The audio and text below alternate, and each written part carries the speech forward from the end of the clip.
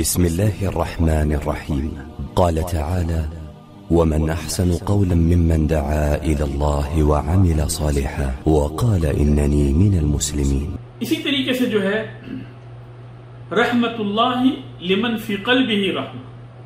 کہ جس کے دل کے اندر رحمت ہے اللہ تبارک و تعالیٰ اس کے اوپر مہربان ہے.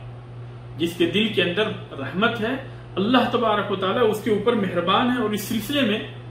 ابو ہریرہ رضی اللہ تعالی عنہ کی روایت ہے: ان امرأة بغیا رأت کلبا فی یوم حار یطیف ببئر قد ادلع لسانه من العطش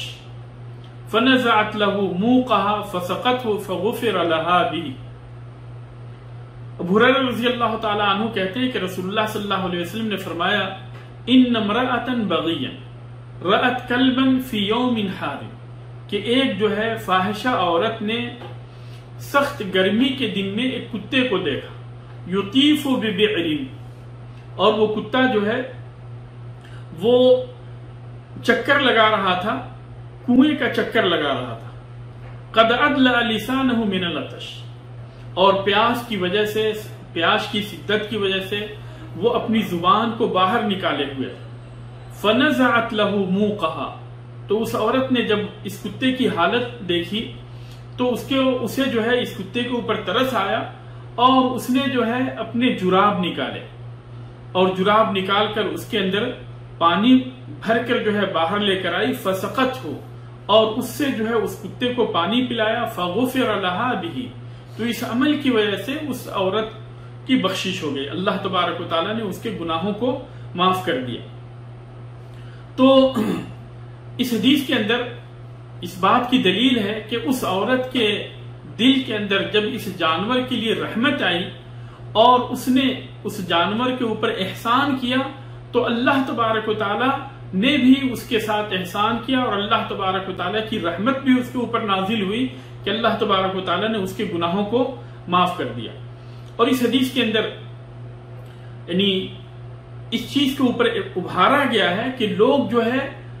انسان کے ساتھ بھی احسان کے ساتھ پیش ہے، کیونکہ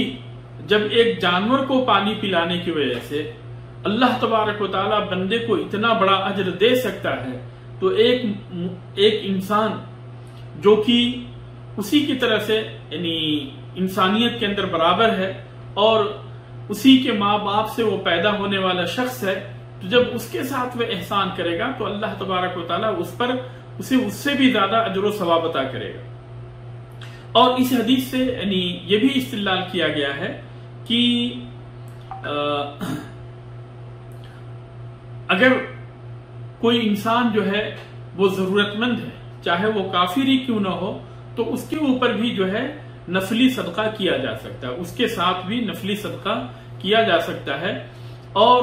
لیکن یہ ہے کہ اگر ایک مسلم جو ہے محتاج ہے تو پھر اسی صورت میں ایک مسلم کو جو ہے غیر مسلم کے اوپر ترجیح دی جائے گی. اور اگر